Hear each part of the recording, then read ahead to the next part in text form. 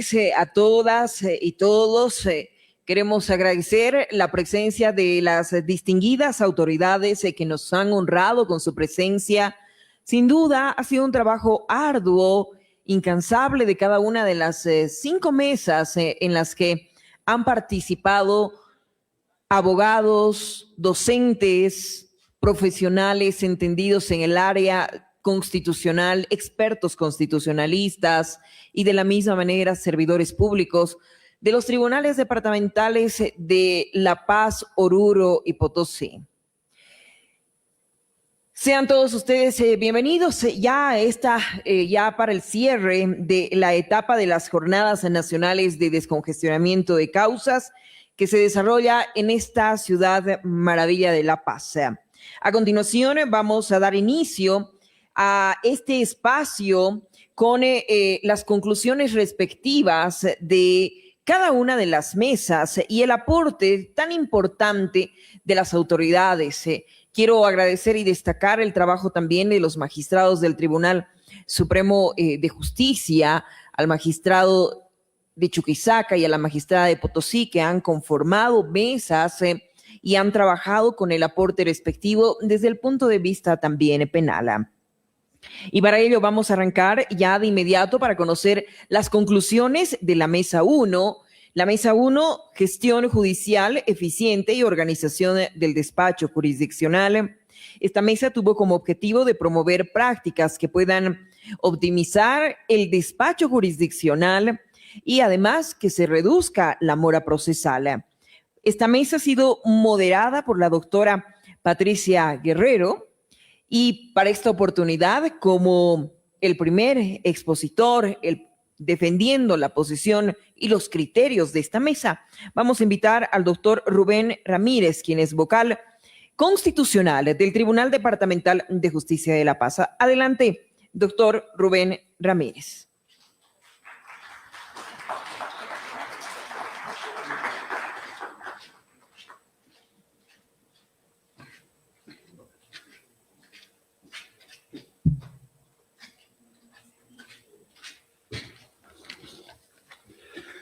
Gracias, tengan ustedes muy buenas noches.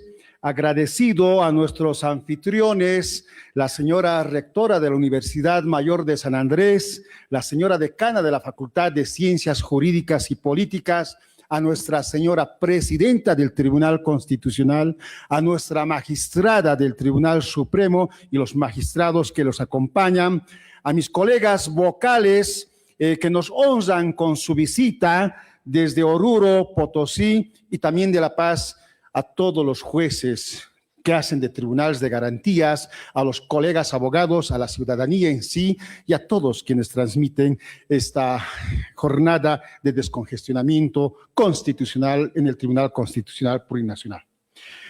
Quiero, antes de empezar a desarrollar la temática que nos ha tocado desarrollar en la Mesa 1, de primero hacer circular, si me permiten, a las dos filas, por donde está la señorita.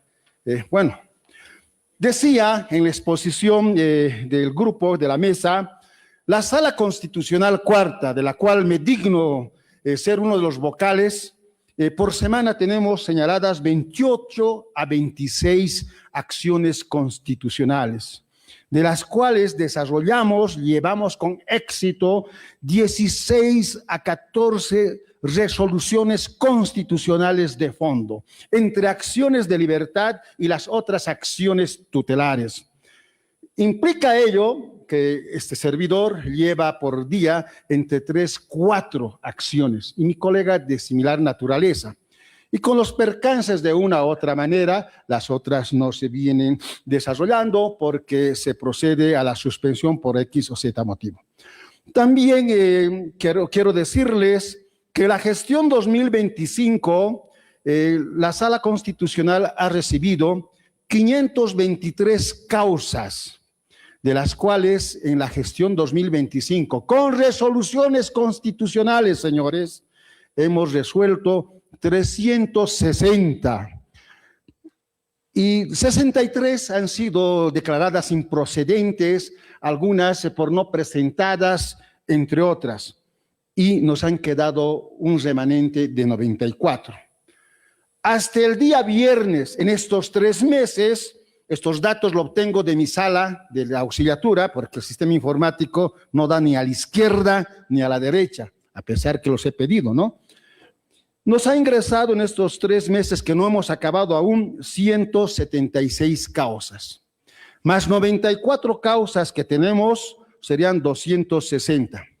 Si nosotros hacemos una división más o menos 20 por mes, porque con las suspendidas 20 que desarrollemos, tendremos más o menos como para 7 semanas. He sacado placa fotográfica en mi celular, me encantaría compartir del libro de señalamiento de audiencias. Señores, estamos señalando audiencias en el lunes 11 de mayo, ya tenemos 4 audiencias. Si nos presentan otra acción, tendremos que desarrollar dentro de otras 7 semanas.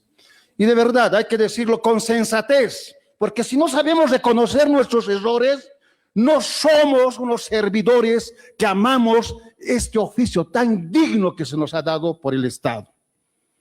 Creamos muletillas, señores, muletillas de observaciones con o sin razón, para ganar tiempo. Los decimos en La Paz. La Paz sí es un cuello de botella que la tenemos. Y a eso vienen estas jornadas de descongestionamiento. Entonces, dicho ello, y justificada la forma y la forma de desarrollo, porque las resoluciones, y lo digo por este servidor, Rubén Ramírez Conde, 24 horas se van. Esta mañana, en el grupo de mesa de la aula, me aplaudían, porque 3 resoluciones que dicté el día viernes ya se estaban yendo a Sucre. Me hacían firmar y les mostraba un aplauso. Y todos han seguido con aplauso también. Esa es la realidad. Hay que amar, hay que querer. Como a uno le gusta hacer deporte cuando estemos en este servicio de ser administradores de justicia.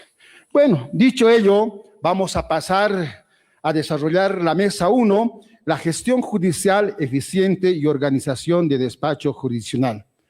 Yo con muchos puntos no comparto, pero hay que enriquecerlos. Hay que adoptarlas porque deviene del grupo compacto que hemos desarrollado más de 50 colegas. ¿Cuáles son las principales dificultades procesales en la gestión de despacho? Es una de las interrogantes que nos hacen. Yo al empezar en la mañana a sentarme en este auditorium, había empezado a decir que las acciones de libertad de pronto despacho no debería ser parte de las acciones constitucionales o que se encarguen pues los jueces disciplinarios, porque ahí estamos hablando, porque lo tenemos remitido en 24 horas las fotocopias, porque no han metido la apelación cautelar en las 24 horas, a pesar que ello ha sido flexibilizada ya por jurisprudencia, 24 horas lo han dividido a 8 horas de trabajo, 3 días. Por 3 días, cuando sepas justificar por qué. Entonces decía ello, ¿no? Que no deberíamos ya tramitar, salvo la tipología de la acción que vamos a avanzar, porque ocurriría que un servidor público de la policía boliviana o fiscal, qué sé yo, procede a su aprehensión, lo tiene 24 horas y no resuelve su situación jurídica. Entonces, pronto despacho. Pero ahí no es un pronto despacho sencillo, es una innovativa para sancionar ejemplificadamente a esos funcionarios que lo han retenido ilegalmente a un ciudadano que puede estar ahí transitando.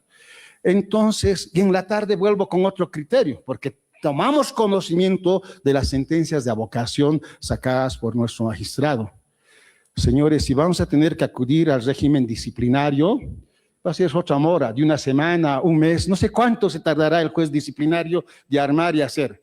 Pero sabrán ustedes como abogados y autoridades que la sola presentación de una acción de libertad de pronto despacho les mueve pues a los servidores públicos, sean estas autoridades jurisdiccionales, entre otros, para que nos hagan aparecer antes del desarrollo de la audiencia que habían enviado.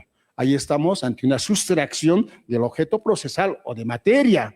Ahí debe venir la dirección de la autoridad que está al mando del Tribunal de Garantías o vocal constitucional, de decir a las partes con sensatez, ya ha desaparecido, su objeto ya ha sido cumplido, desea aún colapsar el sistema judicial, y estoy seguro, y lo digo con mucha firmeza, muchos colegas de las acciones de libertad de pronto despacho, ese momento retiran. La jurisprudencia constitucional ha ido avanzando en esa dinámica que las acciones de libertad o las acciones tutelares en pleno desarrollo, a momento de estar antes de ingresar a la deliberación, así como aquella que pueda estar en revisión, pueden ser objeto de retiro. Hay autos y sentencias constitucionales a fin de descongestionar el colapso. Entonces, porque la Constitución y el Código Procesal nos dice que estas acciones de libertades en 24 horas como máximo, podemos hacer en el día, en la hora, ¿no? Pero esto sí sobrepone la actividad laboral a otros. Si nosotros teníamos mañana, y nos llega a las 4:30 una acción de libertad, y teníamos mañana a las 8:30 una acción de amparo, tenemos que acomodar antes de la hora que nos ha llegado.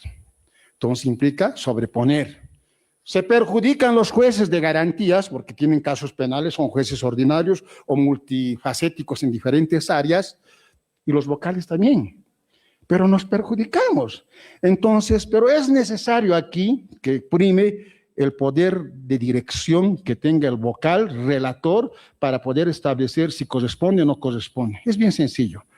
Por ejemplo, acciones de libertad conocemos en sábados y domingos, y nos debe llamar sintomáticamente la atención sobre una casa que están desapoderando, sobre una cuestión de, qué sé yo, tributario, porque le habían notificado y le ha provocado dolor o angustia a la persona que pueda tener un tratamiento reforzado, acción de libertad. Señores, eso nos debe llamar la atención. No es así. La acción de libertad excepcionalmente se va a dar en cuestiones de autoridades de materia laboral, porque la previsión del 213 y 216 del Código Procesal da lugar a expedir mandamiento de apremio.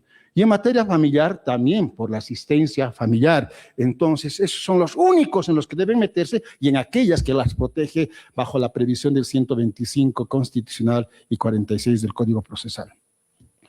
Vayamos al otro punto que hemos logrado desarrollar. Jurisdicción de presentación de acción liberal de libertad en conflictos internos, circunstancias respecto a las partes, abogados, lugar de presentación. ¿Qué es lo que ocurre, colegas? Y esto nos sobrecarga bastante. Ocurre como goza de informalidad, porque las acciones de libertad, al igual que las acciones populares, de informalidad. Pero es más avanzada en la acción de libertad, ¿saben por qué? Porque hasta puedes modificar, cambiar, aumentar a quienes más quieres traer, ¿no? Pero, ¿qué es lo que te dice en esta situación? A ver, lo que de verdad hay veces nos provoca, como lo hacen en representación sin mandato, una acción de libertad, lo están demandando a todo un tribunal o cuerpo colegiado, a una autoridad de cualquier naturaleza o persona particular de otro distrito. Hay que desarrollar, pero ¿dónde tropezamos? Tropezamos que el litigante malicioso no le interesa señalarte dónde le vamos a notificar. Entonces, para nosotros es un problema. Cuando son acciones de libertad contra el Tribunal Supremo, el Consejo de la Magistratura o entre otras que son de otro distrito, es bien problemático. Entonces, aquí ya está la cuestión de conflictos, que de manera excepcional hasta podía darse con responsabilidad. Porque si nosotros desarrollamos esa acción de libertad sin que podamos hacer efectiva la notificación para que sean oídas en audiencia, estamos vulnerando el debido proceso. Y la convencionalidad. Entonces, ahí estamos en una situación que creemos que es obligación del Tribunal Constitucional, y creo que este es el momento de que puedan abordar un razonamiento ya estructural en cuanto a las avocaciones de sentencias constitucionales a efectos de direccionar, o en su caso, en la finalidad de establecer, sacar un protocolo instructivo, como alguien decía en el grupo, protocolo al igual que hicieron para la ley 439. Nosotros, señores, cuando hemos empezado a nacer como Tribunal Constitucional, lo hemos hecho con la ley 1836, teníamos un manual, teníamos un protocolo sencillo de aplicación. Podríamos rescatar o hacer o emular uno similar que sea más factible y entendible y ligero para cada uno de ustedes. En las capitales nos dice, debe conocerse y resolverse acciones de libertad por vocales constitucionales existentes, distribuyéndose la carga existente de dicha instancia especial creada por la resolución específica de acciones. Este punto sale de los 50 miembros y yo la verdad, con toda sinceridad, no las comparto. Porque si me preguntan como sala constitucional en estos 3 meses, nos ha debido llegar unas 10 a 12 acciones de libertad. Y de esas 10 acciones de libertad, el 80% era pronto despacho, que los hacía abortar porque ya nos cumplían, sustracción de materia. Y solamente dejamos 4. Entonces yo me pregunto a mis colegas de las capitales, de las provincias, habría que ver qué trabajo hacen, ¿no? Pero no es crítica. Entonces, redistribuirnos es algo ilógico, irracional. Lo que sí podría ser aceptable, que todos, por igualdad deberíamos conocer en turno, todos. Los jueces en materia penal, los vocales en materia constitucional, creo que sí eso es aceptable, razonable. Pero la otra de redistribuirlos, no, señores, es crear y fomentar la mora en la dilación indebida de estas acciones tutelares. Otro punto, nos dicen acefalías de personal de apoyo y jueces. Tampoco la comparto, pero es evidente. Si nosotros vamos a ir a los tribunales, al tribunal departamental, a los juzgados cautelares, parecían pues mercados persas, ¿no? Donde no saben qué van a hacer, ni pulpos son. El juez, al margen de ser titular, está de suplente. Pero gracias a Dios que al suplente no lo coge término ni plazo. Pero eso no le excusa de cualquier responsabilidad que pueda meritar en sus funciones.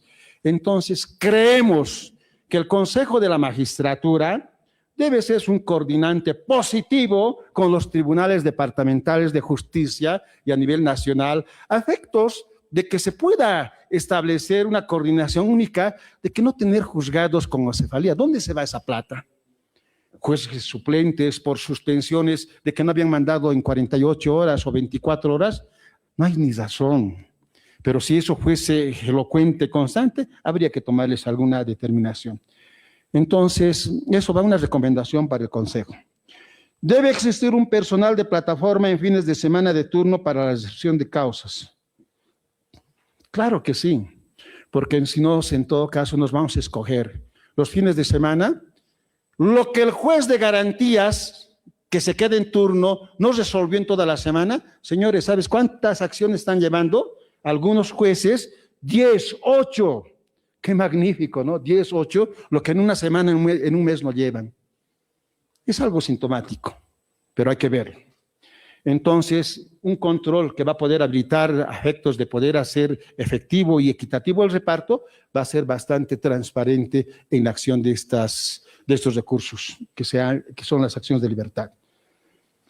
Salas constitucionales que asuman de turno, ya lo hemos referido. Debería existir un régimen de sanciones para profesionales abogados cuando se establezca temeridad y malicia. Aquí creo que es importante andar de la mano con el Colegio Departamental de Abogados, el ICALP, a efectos de que no debemos permitir que colegas abogados maliciosamente, con un nombre y apellido y hasta se equivocan, presentan 4 para escoger y ver en qué sala o en qué tribunal se van a ir a resolver su acción de libertad. ¿Eso será trabajo nuestro? Tiene que ser un trabajo del sistema informático, de la plataforma de operabilidad. Ni bien, por más que lleven otros nombres y esté el otro nombre de autoridad accionada, ya debe jalarnos, decirnos una alerta de decirnos que hay tales acciones, ¿no? Entonces, y creo que si logramos establecer ello, debemos generar las denuncias correspondientes a efectos de escarmentar esta clase de conductas que podría darse en desprestigio del ejercicio de la abogacía. Señorita. Gracias.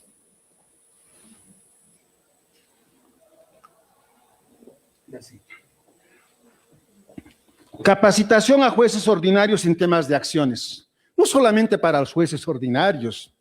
Yo la verdad desearía saber de todos mis colegas a nivel nacional, cuántos tenemos los títulos que de verdad las hemos conseguido estudiando. Nos hemos enterado en estas elecciones que fácil había sido conseguir títulos. Pero nos conocemos los que hemos pasado por aulas universitarias o sistemas virtuales. Sabemos quiénes somos. Si a mí me preguntan quiénes somos, voy a señalarlos a todos, ¿no? Pero la verdad debe existir eso por el Consejo de la Magistratura. Yo decía, porque en mi trayectoria no solamente he sido vocal en materia constitucional, he sido vocal en materia penal, accidentado, por X o Z razón, pero con la dignidad limpia. He sido vocal en materia social, he logrado conocer acciones.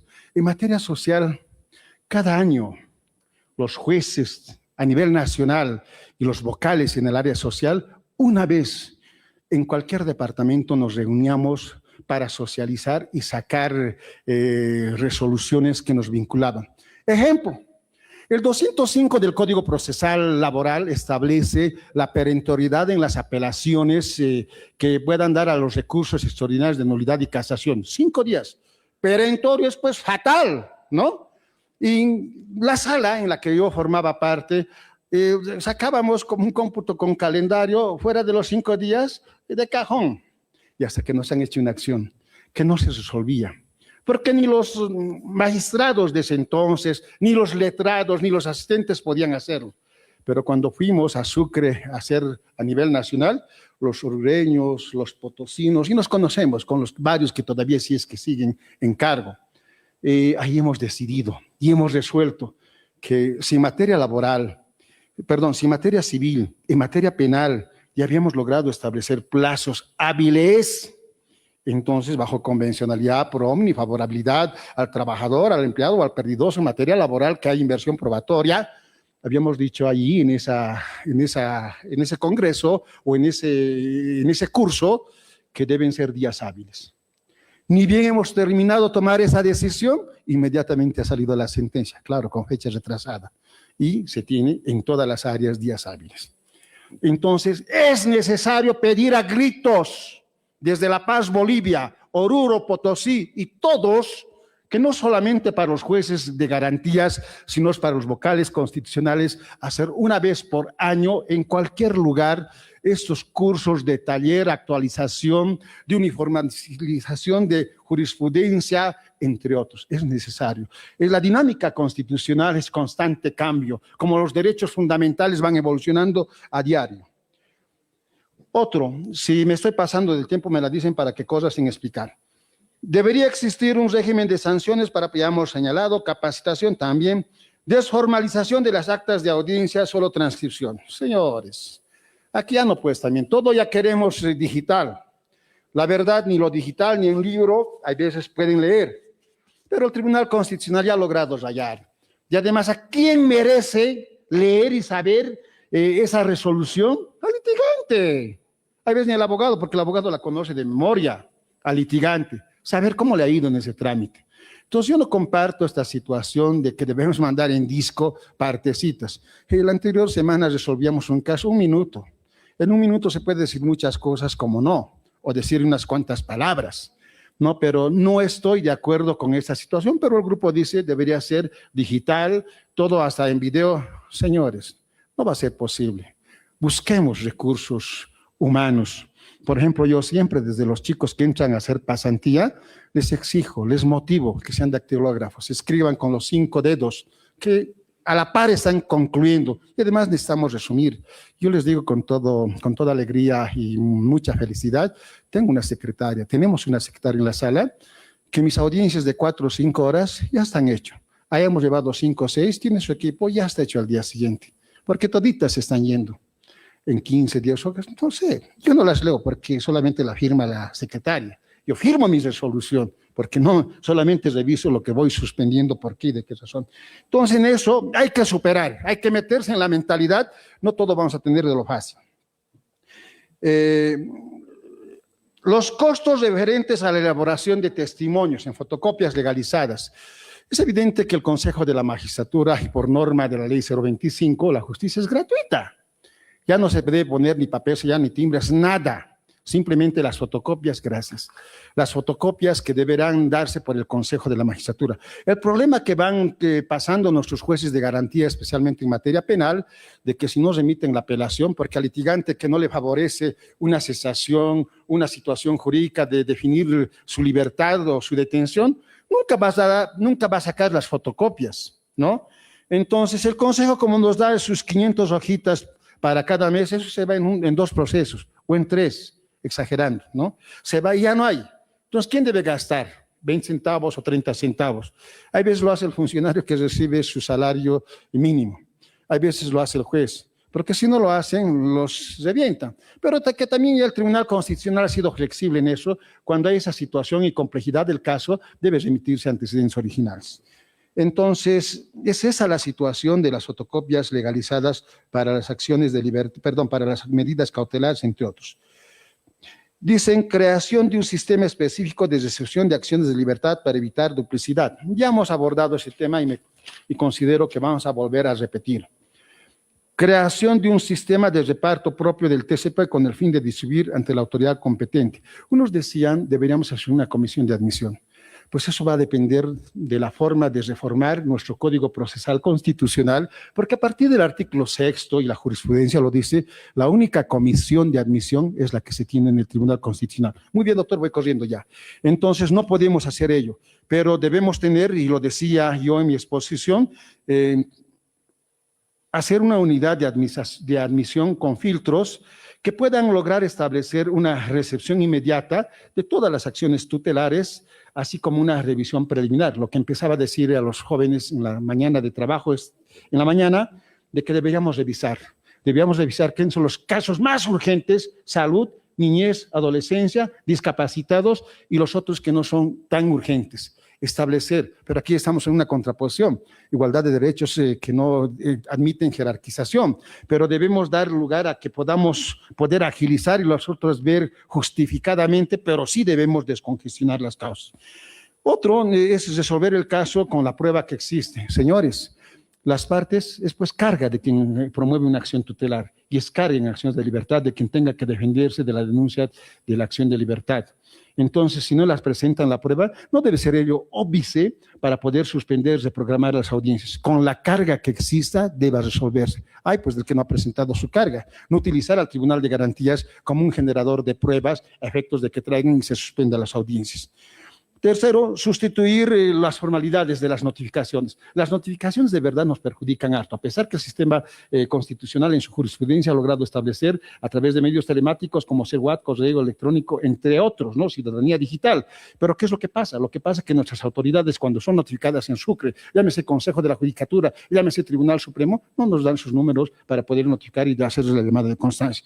Entonces, entre otras, entre las buenas prácticas también hemos establecido que las autoridades judiciales, desde que ingresan al tribunal departamental, somos pocos los conocidos que llegamos a una hora. Por ejemplo, yo llego a 8:10, 7:30 ya estoy sentado en mi despacho, pero veo colegas firmar, poner su biométrico, no sé, se van a su casa o se van a otro lado y están llevando por sus medios telemáticos. Ahí estamos dando una mala práctica. Y después que las decisiones siempre deben ser bajo la oralidad y no hacer que los jueces o tribunales de garantía estén mostrando el techo, la bandera y no así su rostro. Pareciera que alguien se lo está haciendo otra resolución, qué sé yo.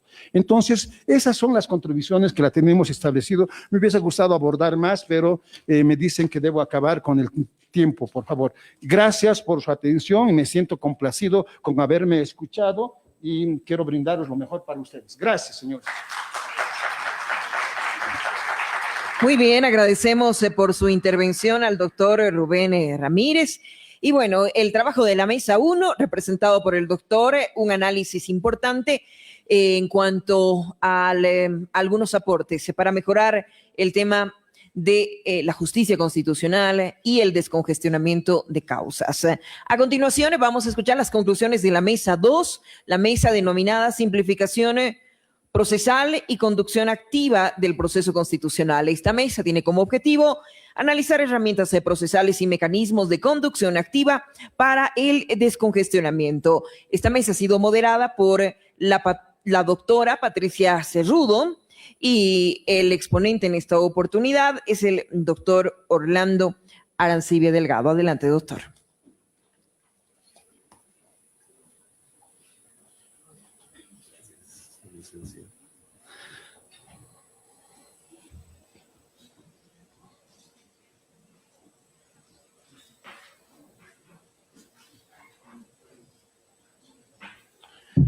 Muchas gracias. Bueno, primero saludar a la Sala Plena del Tribunal Constitucional Plurinacional, que es quien ha organizado este importante evento a través de la Academia Plurinacional de Estudios Constitucionales, que está a cargo también del doctor Hugo Nava.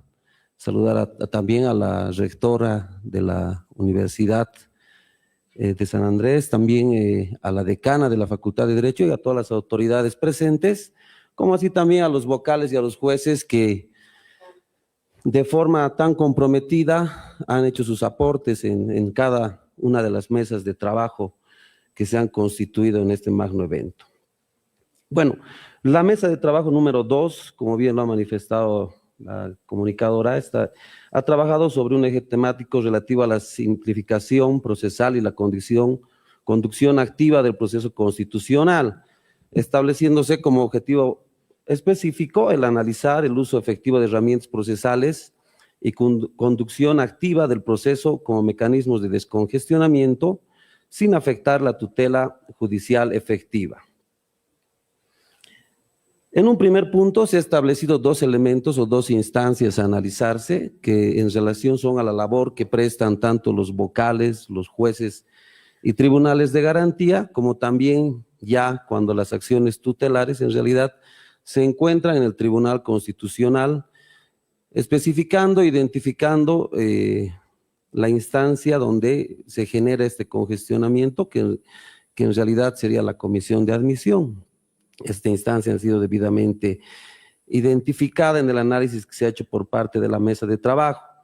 Con relación a este primer elemento de los vocales y tribunales y jueces de garantía, se ha podido contemplar de que evidentemente estas instancias pues no tienen un personal de apoyo jurisdiccional, los cuales prestan una labor específica en estos ámbitos de materia constitucional, llámese los secretarios, por ejemplo, ¿no? Este personal de apoyo jurisdiccional, pues lo que hace es efectuar el labrado de las actas, las cuales en esencia son las que recogen todos los accionares dentro de las audiencias de amparo constitucional u otras acciones tutelares, y dada la carga procesal, tardan en la remisión de estos antecedentes ante el Tribunal Constitucional Plurinacional, precisamente por la sobrecargada labor que se tiene. En ese antecedente consideramos pertinente generar mecanismos los cuales puedan coadyuvar con esta labor de este personal de apoyo jurisdiccional, que reitero, el hecho de estas actas pues no son una labor propia de sus funciones, ¿no?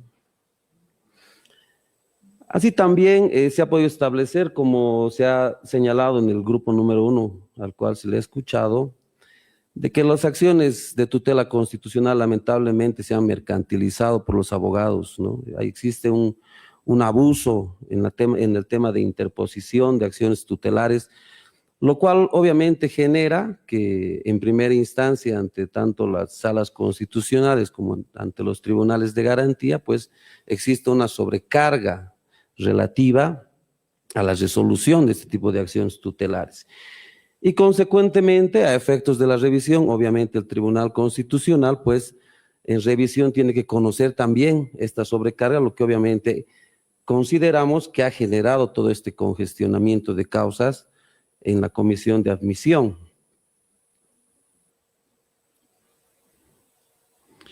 Se han establecido también problemáticas tanto en la tramitación de las acciones de tutela constitucional en primera instancia, en lo relativo a las notificaciones, por ejemplo, ¿no?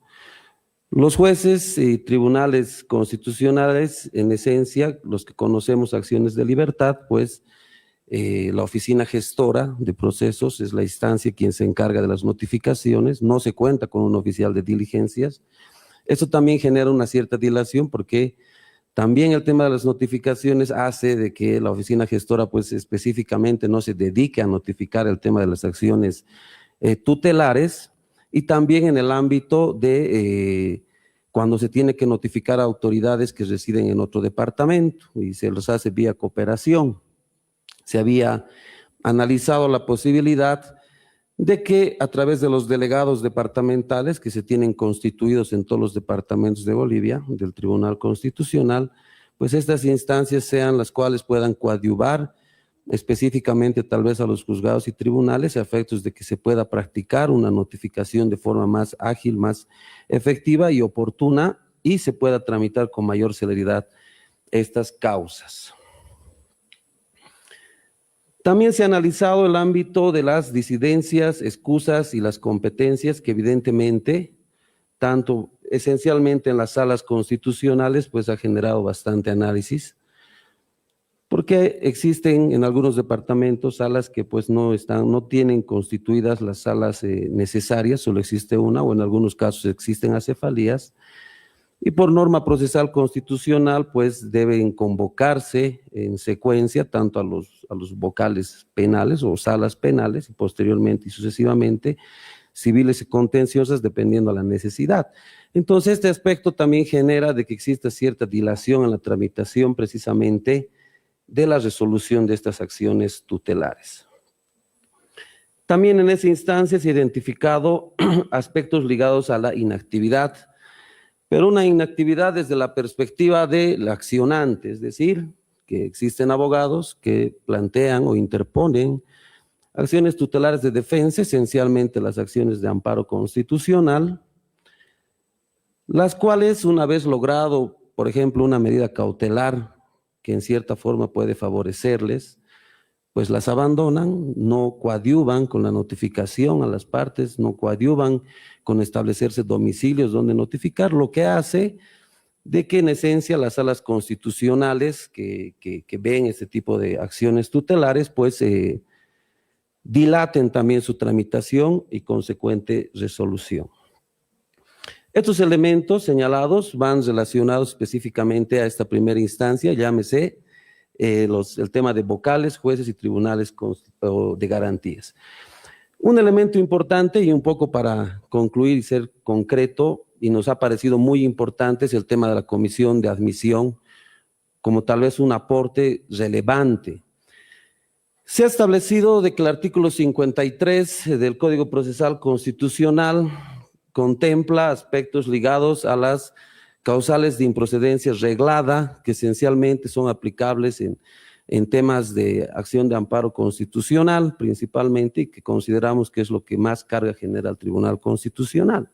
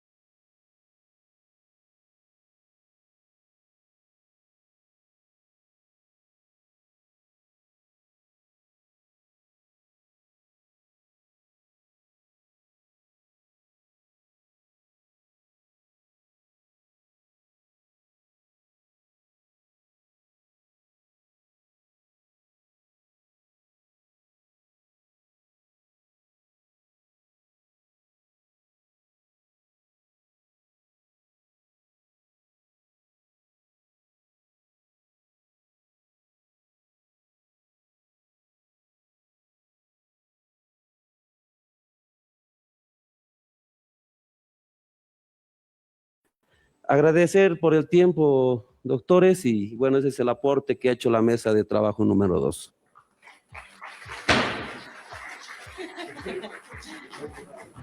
Fue salvado. Muy bien, doctor, muchísimas gracias.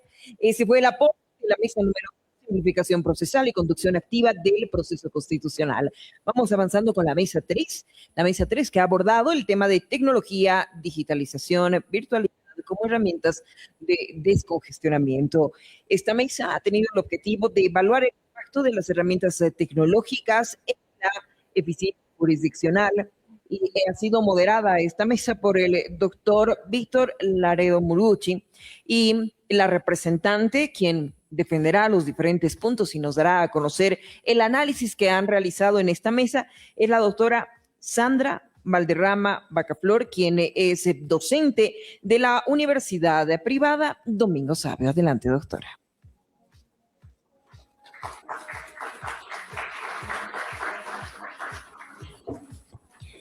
Buenas noches, estimados colegas.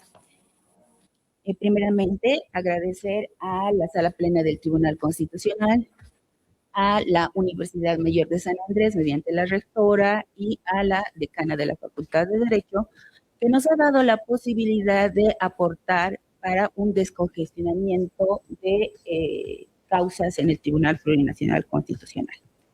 Como señalaba la moderadora, nuestra mesa se ha dividido en cuatro ejes temáticos. El primero, la coordinación entre jurisdicción ordinaria y constitucional. Nos hemos enfocado más en las propuestas, y una de las propuestas en este eje temático ha sido que el sistema integrado fortalece la independencia judicial mediante mejores mecanismos de coordinación entre jurisdicciones, preservando su autonomía institucional, entre un 30 y 40% de reducción de tiempos. A eso un poco me haré referencia a lo que decía uno de los exponentes. Hay aplicaciones de la inteligencia artificial que posibilitan la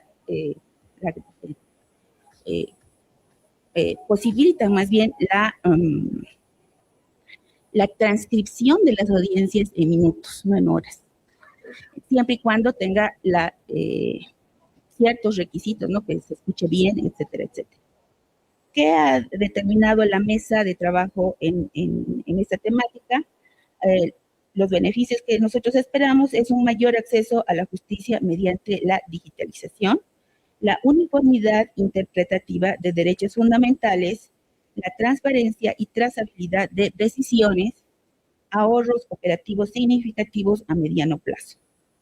Dentro de las recomendaciones claves están la gobernanza compartida, establecer comité directivo desde el inicio con representación de ambas jurisdicciones, estándares abiertos, adoptar estándares internacionales para garantizar la interoperabilidad futura, seguridad y privacidad, implementar la ISO desde el diseño con enfoque Privacy by Design.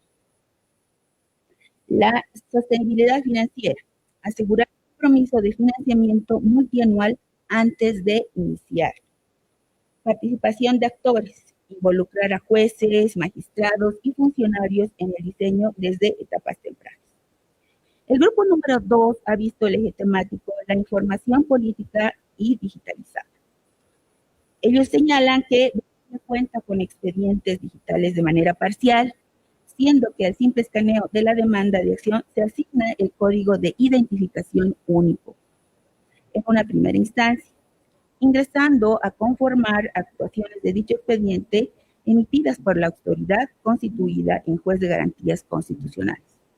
Sin embargo, el problema radica en la remisión de consulta ante el Tribunal Constitucional Plurinacional, siendo que el sistema no es interoperable en el país y mucho menos es accesible en el tiempo real para el conocimiento de sorteo de causas, limitando a las partes a realizar el seguimiento y gestión de causas. Las propuestas son la optimización de las TICs.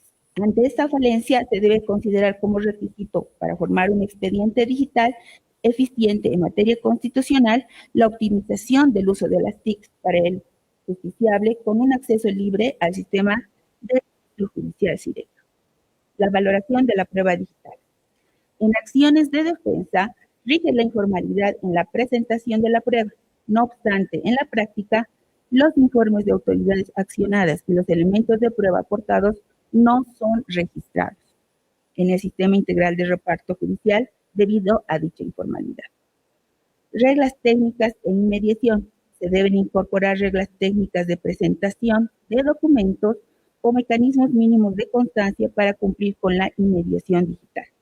Esto es necesario tanto para el juez de garantías constitucionales como para la consulta ante el Tribunal Constitucional. El acceso e información. Se requiere un acceso libre a la página del Tribunal Constitucional Plurinacional para obtener mecanismos de orientación al usuario e información fidedigna y actualizada. Esto incluye la consulta de causas, publicidad de autos y acceso a la jurisprudencia. El tercer eje temático se refiere al reglamento de notificaciones electrónicas del Tribunal Constitucional.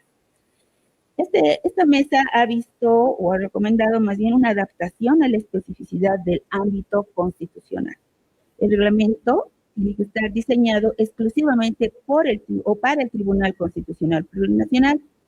Se ajusta a las competencias y a la ley número 254 del Código Procesal Constitucional, garantizando su pertinencia con la materia jurisdiccional que le compete. La fundamentación en principios de calidad. Se basa en los principios de voluntariedad, legalidad, celeridad, transparencia, seguridad y accesibilidad. Estos aseguran que las notificaciones electrónicas optimicen los procesos, respeten los derechos de los usuarios y cumplan los estándares de la Administración de Justicia. Un sistema estructurado y seguro. Se establece la creación del SINOTEC, Sistema de Notificaciones Electrónicas del Tribunal Constitucional, como plataforma propia. El uso de firmas electrónicas avanzadas y medidas de protección garantiza la integridad de las comunicaciones y la confidencialidad de la información. Definición clara de responsabilidades. El reglamento define las obligaciones y prohibiciones tanto para los usuarios como para el personal del tribunal. Esto permite una correcta implementación del sistema y la aplicación de sanciones en caso de incumplimiento. La validez procesal de las notificaciones. Se asegura que las notificaciones electrónicas tengan la misma eficacia que las tradicionales. Para ello, se establecen plazos para la recepción presunta y se definen los requisitos de las constancias de remisión y recepción, impactando directamente en el cómputo de plazos procesales. Y una publicación de edictos integrales. Se incluye la regulación de edictos constitucionales en medios electrónicos. Esto amplía el alcance del reglamento, asegurando que las comunicaciones a partes desconocidas o indeterminadas se realicen con eficiencia y transparencia. La flexibilidad y adaptabilidad. Las disposiciones finales permiten actualizar el reglamento según las necesidades de implementación y emitir normas complementarias para aspectos operativos, asegurando su pertinencia a lo largo del tiempo. Y finalmente, la promoción del acceso a la justicia constitucional. Al ofrecer un servicio gratuito y accesible, el reglamento contribuye a reducir las barreras de comunicación entre el tribunal y los interesados, facilitando el ejercicio de los derechos de protección constitucional. El grupo número 4 ha visto el eje de tecnología, digitalización y virtualidad como herramientas de descongestionamiento. Primero tenemos que hablar de el presupuesto, el dinero. Muchos pensamos que utilizar sistemas de la IA requiere demasiado presupuesto, motivo por el cual no se puede aplicar. Sin embargo, hemos visto la experiencia de Brasil con su sistema Victor, el cual han hecho convenios académicos con la Universidad de Brasilia y se ha implementado este modelo en sistemas de libre acceso. O sea, son programas cuyo código es público y gratuito y permite que el Estado no pague licencias extranjeras y se adapte al software a la realidad jurídica boliviana. Entonces, este hecho en el Brasil ha demostrado que se puede reducir el tiempo de análisis en un 90% sin presupuestos astronómicos, basándose principalmente en la ISO 9001-2015, que varios tribunales ya están implementando. O sea, hay otras experiencias en la legislación comparada.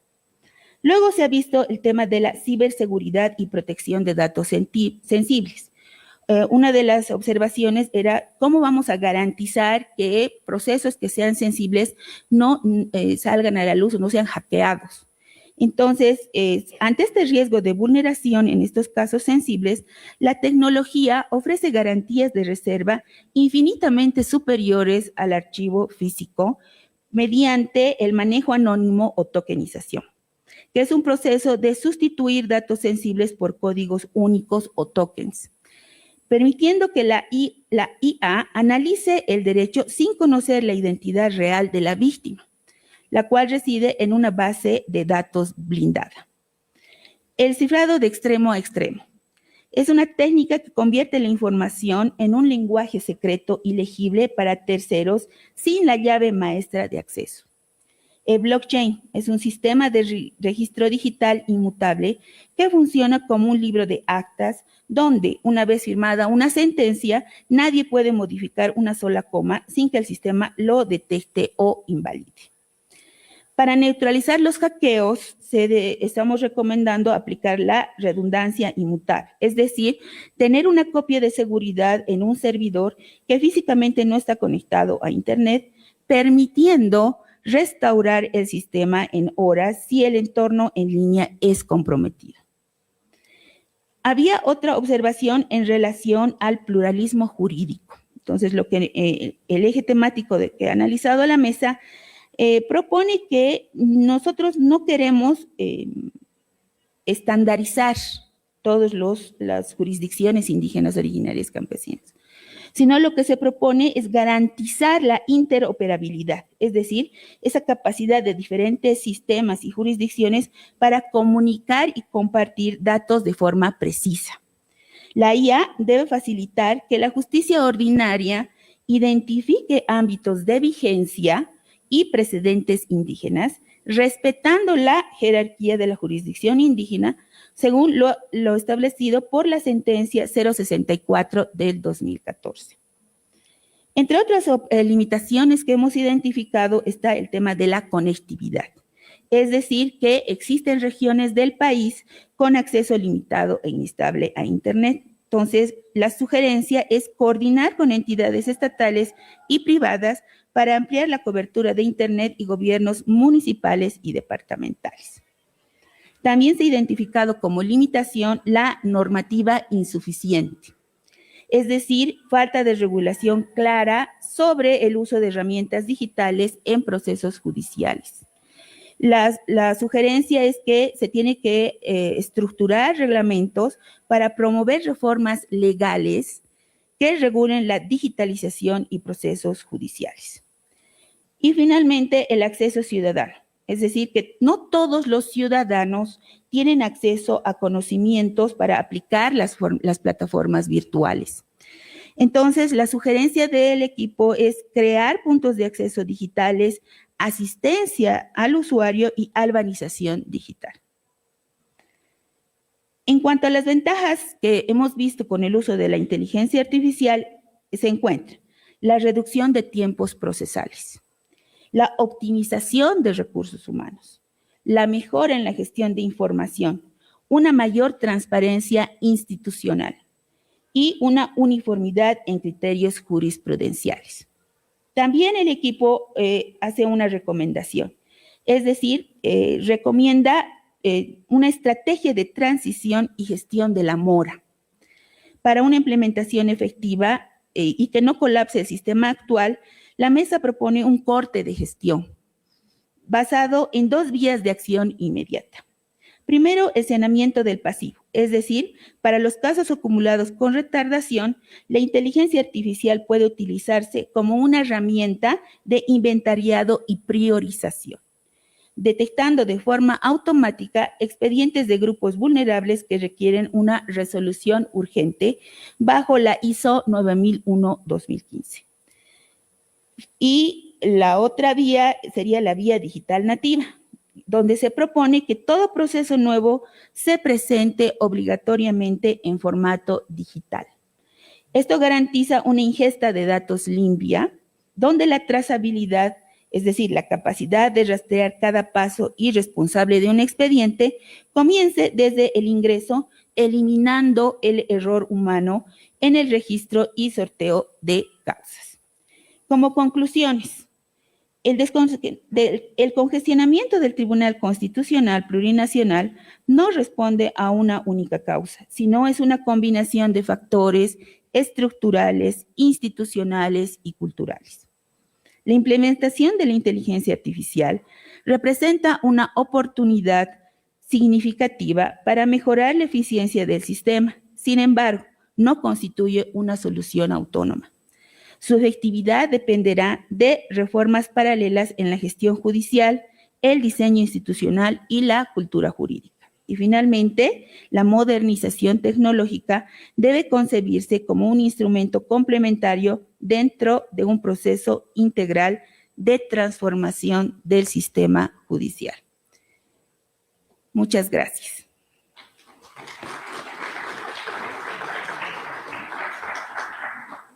Muy bien, agradecemos por su intervención a la doctora Sandra Valderrama, quien ha representado a todos quienes se han conformado la mesa número 13. Continuamos con la mesa número 4. Esta mesa denominada Unificación de Criterios Jurisdiccionales y Seguridad Jurídica. Esta mesa ha sido moderada por la doctora Zulma Calvo y en esta oportunidad vamos a invitar al doctor Gustavo Camacho, ¿correcto? De la mesa 4. Mendoza. Me dicen, me pasan el dato, correcto, muy bien. De la mesa 4, el doctor Gustavo Mendoza, quien es docente de la Universidad Privada del Valle. Adelante, doctor.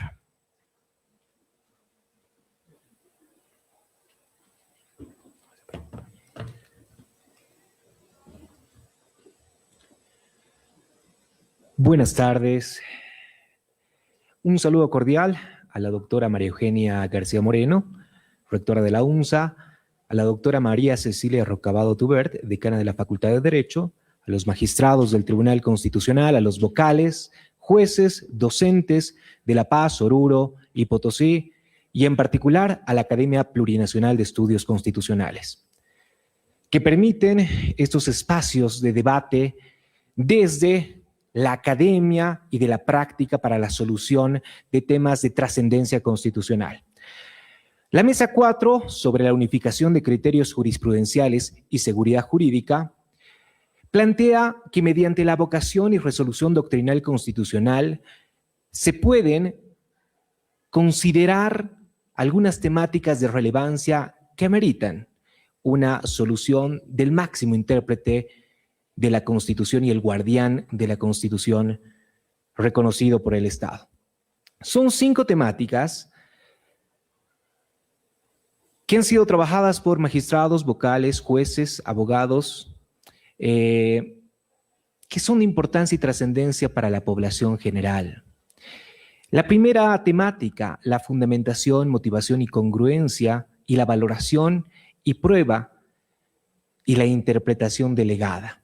Sobre esta temática se han generado las siguientes propuestas. El Tribunal Constitucional deberá establecer mediante vocación como límite para la revisión de fallos ordinarios en cuanto a su fundamentación, motivación y congruencia, la relevancia constitucional frente a denuncias de afectación a esta vertiente del debido proceso tendientes simplemente a desconocer la eficacia de las resoluciones de la justicia ordinaria, volviéndose esto una práctica habitual. Por otra parte, la verificación de la legalidad de resoluciones carentes de competencia territorial y la necesidad de pronunciarse sobre la validez de dichas resoluciones emitidas al margen de una competencia que emana de la Constitución a la ley en el marco del artículo 122 de la Constitución Política del Estado. También en este punto establece la necesidad que el Tribunal Constitucional reconduzca y unifique criterios sobre plazos para la complementación de diligencias en delitos relacionados con la Ley 348. Plazos que imposibilitan generar investigaciones que funden una imputación, vulnerando finalmente el acceso a la justicia y la participación efectiva de la administración de justicia en la resolución de causas de violencia contra la mujer. Que el Tribunal Constitucional genere subreglas sobre los riesgos procesales del artículo 234 del Código de Procedimiento Penal en su numeral 6 y 7, por la existencia de jurisprudencia dispar, generando una inseguridad jurídica y anarquía en estos criterios. Reforzar la idea que la interpretación de legalidad ordinaria es exclusiva responsabilidad de la justicia o de la jurisdicción ordinaria, evitando que el Tribunal Constitucional se constituya en una cuarta instancia que invada a la justicia ordinaria. La segunda temática abordada es en relación a la competencia de los jueces y salas constitucionales en ocasión de atender acciones constitucionales.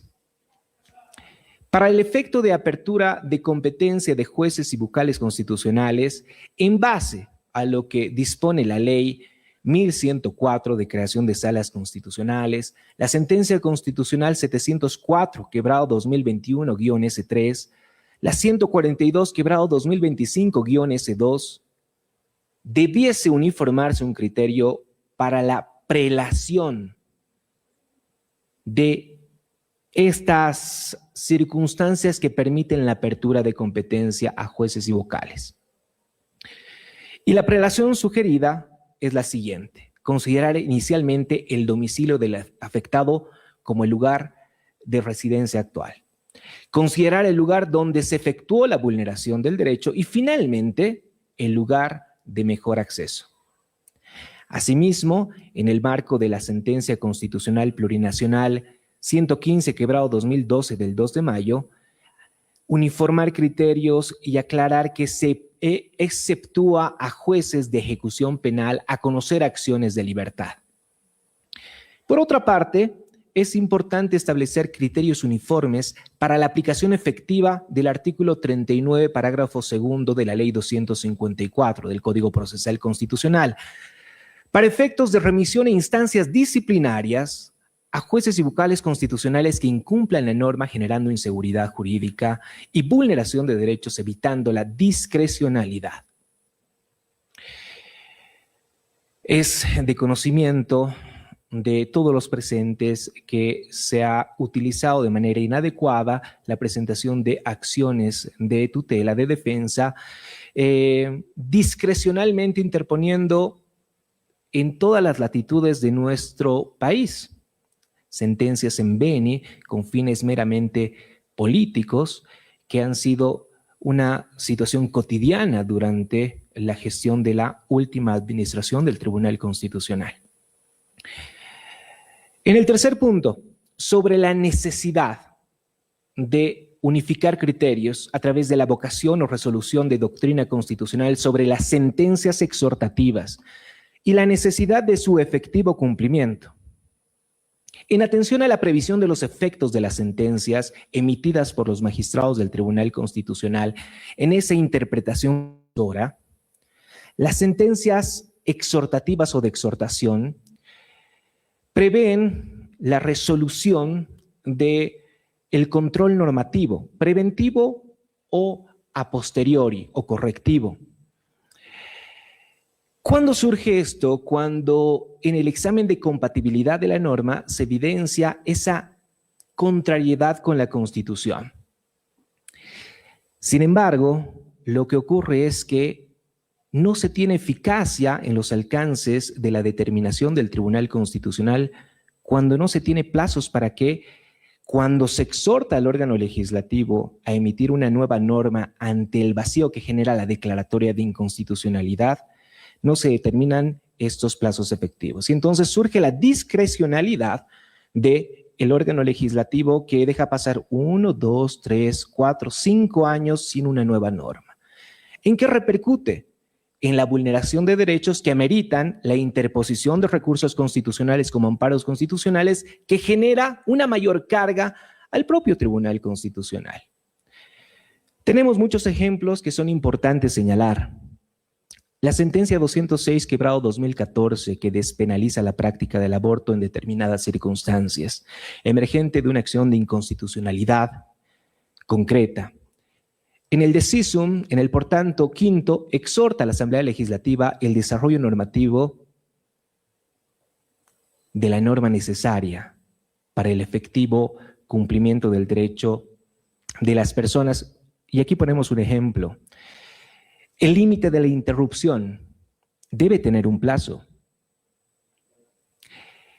Este límite debe ser regulado por ley conforme al 109 de la Constitución. El día de hoy no existe una ley que prevea ello y no existe un plazo emergente del Tribunal Constitucional que conmine al órgano legislativo el desarrollo de esta norma tan importante para el respeto del derecho a la vida, principalmente. La sentencia 0074/2022 sobre el ejercicio del derecho a la identidad de género para la minoridad. En el por tanto tercero, exhorta al desarrollo de una norma, nuevamente, sin plazos, menoscabando la eficacia de la sentencia. La Declaración Constitucional 0049/2023, que declara la inconstitucionalidad del proyecto de ley de elecciones judiciales. Hoy tenemos acefalías en el Tribunal Constitucional, emergente justamente de esta decisión en un control preventivo. El decisum, el por tanto quinto, exhorta a la Asamblea Legislativa a cumplir con las atribuciones para el proceso de preselección, nuevamente sin plazo. Convenientemente, por supuesto, porque en el mismo, por tanto, en el párrafo cuarto, dispone la prórroga de mandato de los magistrados que culminaron la gestión a la fuerza. La sentencia constitucional 0020/2023 sobre la inconstitucionalidad de los efectos de la censura emergente de la interpelación de ministros de Estado. El por tanto cuarto exhorta a la Asamblea Legislativa a genere un nuevo proyecto de ley, nuevamente sin plazo, lo que como consecuencia menoscaba la eficacia del instituto de la interpelación con efectos de censura. Hace semanas seguimos debatiendo de generar interpelaciones, pero que no tienen efectos de destitución. ¿Por qué? Porque no hay una ley que haya sido desarrollada por el órgano que ostenta tal atribución. ¿Por qué? Porque no se le pone plazos. También existen sentencias exhortativas en el ámbito tutelar. Y cito a una ejemplificada por uno de los miembros de esta mesa, la sentencia 0359/2024 S3, emergente de una acción de amparo constitucional, que dispone un plazo, inclusive con un plazo de por medio, y tampoco tiene la efectividad, ¿no? Hay recursos de queja de por medio, sin embargo, la carga procesal nuevamente es el justificativo para no poder cumplir oportunamente estos fallos. En un cuarto ámbito, se desarrolla la necesidad de una actualización del árbol jurisprudencial y mejorar la accesibilidad mediante mecanismos digitales. Es necesario la contratación de consultores en línea para la sistematización de jurisprudencia, útil no solo para magistrados, vocales, jueces de garantías, abogados, sino para la población en general. Crear plataformas de acceso sencillo, definir la contradicción de las sentencias constitucionales en relación a la tutela de principios. Sabemos todos que el amparo constitucional no tutela principios, sin embargo existe la posibilidad de que pueda ser tutelado cuando existe un nexo causal con la vulneración de un derecho fundamental. Esto tiene que estar claramente definido para evitar contradicciones y generar seguridad jurídica. En cuanto a las sugerencias, Plantea una línea de protección a sectores vulnerables, líneas sobre riesgos procesales puntualmente emergentes del artículo 234 del procedimiento penal en sus numerales 6 y 7 en cuanto a delitos de relevancia social. Y en el punto quinto, en cuanto a los procesos disciplinarios de vocales constitucionales, exhortar a la Asamblea Legislativa sobre la creación de nuevos pero claros tipos disciplinarios ante la falta de regulación en la Ley 025, en base al artículo 180 del texto constitucional, estableciendo un marco claro y efectivo del Consejo de la Magistratura para su participación en procesos disciplinarios. La incorporación de protocolos para la dirección de audiencias constitucionales ante jueces o vocales, uniformando criterios aplicables a los mismos. El tema de plazos de intervención debe ser regulado, debe ser cuando menos uniformado. Destaco este trabajo proactivo de profesionales abogados en este equipo interdisciplinario conformado por magistrados, jueces, vocales, miembros del Consejo de la Magistratura, docentes universitarios de La Paz, Oruro y Potosí. Es cuanto a mi participación. Muchas gracias.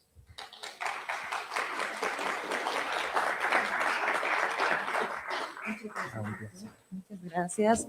Agradecemos la intervención del doctor Gustavo Mendoza, quien ha representado a la mesa número 4, abordando el tema unificación de criterios jurisdiccionales y seguridad jurídica. Sobre la misma temática y el aporte realizado por los docentes de esta magnífica Universidad Mayor de San Andrés, los docentes de la carrera de Derecho, ha realizado un trabajo de análisis, de reflexión, de críticas y de aporte al trabajo que han venido realizando también las diferentes mesas. Es en este sentido, quiero invitar al docente Gustavo Camacho, docente en mérito de esta prestigiosa Universidad Mayor de San Andrés, para que pueda realizar el análisis y nos pueda compartir los aportes que tienen como docentes de la carrera de Derecho. Adelante, por favor.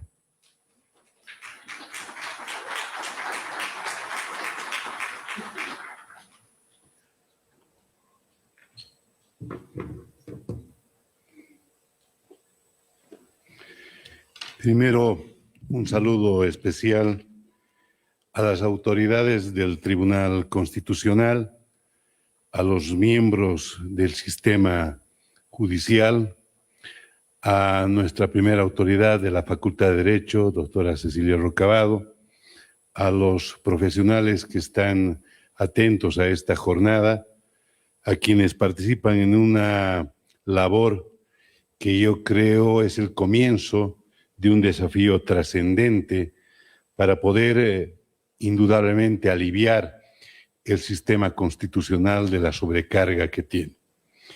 La Facultad de Derecho, con la participación de ciertos docentes convocados para este evento, ha considerado necesario primero llamar la atención en una problemática que ya fue abordada en la Mesa 4 y que competía indudablemente trabajarla de una forma cuidadosa y detallada.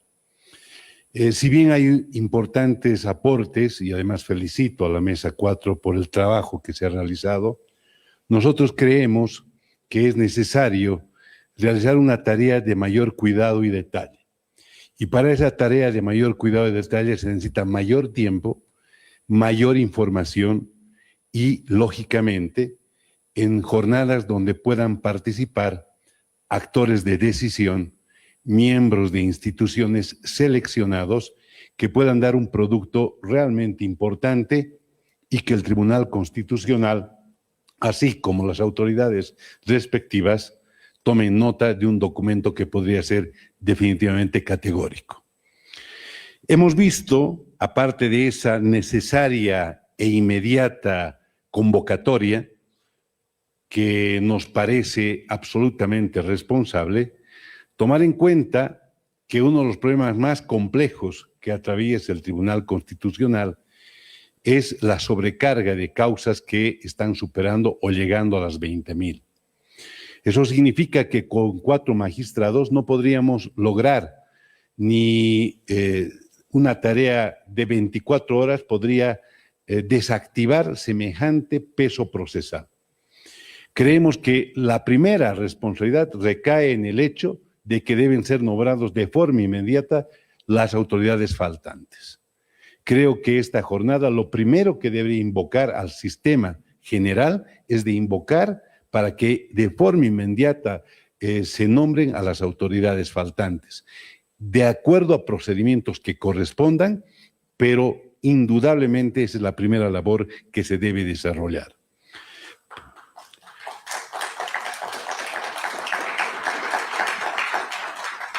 Consideramos que además de llenar esos espacios vacantes, que no pueden ser sustituidos por letrados. Ese es un error. Nosotros, la sociedad, no hemos elegido a letrados, hemos elegido a quienes deben conducir los destinos normativos de este país. Esa tarea no es de los letrados que corresponden a quienes están inexistentes en sus cargos. Y por lo tanto, también consideramos que esta actividad debe ser aliviada no solo por los faltantes. La universidad considera que deben aumentarse en los miembros del Tribunal Constitucional. Seguro la cantidad y el número debe ser un trabajo de detalle, de cuidado y de prolijidad en base a las estadísticas, en base a las cifras, a la cantidad de causas, a las regiones, a las demandas que tienen que ver con las diferentes acciones que deben resolver. Pero la cantidad prevista por la norma no es suficiente y por lo tanto debemos no solo aumentar los miembros del componentes del Tribunal Constitucional, sino también se hace necesario aumentar el presupuesto, generar un mayor presupuesto, porque estas actividades lógicamente tienen que ver con presupuestos que permitan viabilizarlas. He escuchado muy atentamente a la mesa número 3, sus propuestas, las propuestas son realmente importantes porque tienen que ver con la cibernética y el sistema constitucional. No se va a poder lograr esos objetivos y esas propuestas si no hay un mayor presupuesto destinado a esas actividades. Creemos en la unificación obligatoria de la línea jurisprudencial. La vocación es un desafío, no es un desafío, es un presente. Creo que la labor que ha hecho el Tribunal Constitucional esforzadamente con sus 4 miembros es meritoria. Seguro adolece de la perfección que siempre se da en los seres humanos. Somos perfectibles, pero no dudamos que su trabajo es altamente académico, altamente serio, indudablemente honesto. Creemos que los 4 miembros están desarrollando una tarea titánica y estamos dispuestos a poner el hombro académico para apoyarlos. Ese es nuestro deber. La universidad tiene el deber de sostener, apoyar y aportar en los caracteres que nos convocan, en los caracteres que nos invoca nuestra alma mater. La decana nos ha pedido que estemos acá y estamos acá, estamos dedicando nuestro tiempo y las veces que nos convoquen estaremos en esta tarea. Finalmente, nosotros consideramos que esta jornada debe invocar una inmediata convocatoria para estos desafíos. No debe quedar simplemente un instrumento en el que hayan participado ineficazmente el esfuerzo de tantas comisiones, de tantos personajes. Creo que el aporte de todos nosotros se va a ver viabilizado cuando el Tribunal Constitucional de forma inmediata materialice estas propuestas. Estamos dispuestos a dar nuestro tiempo para esa faena y obviamente felicito el trabajo y nos sentimos orgullosos de tenerlos en nuestra casa. Muchas gracias.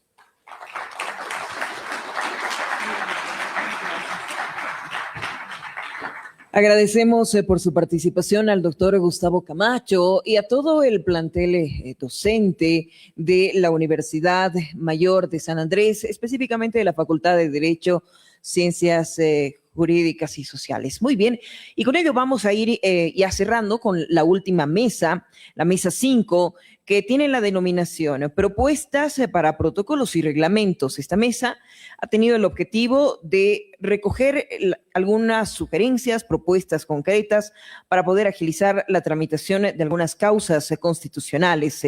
Vamos a invitar al doctor Grover Gori Paz, quien es vocal constitucional del Tribunal Departamental de Justicia de La Paz. Esta mesa ha sido moderada por el doctor Juan Carlos Agustín Estíbariz Loaiza. Adelante, doctor Grover, tiene la palabra.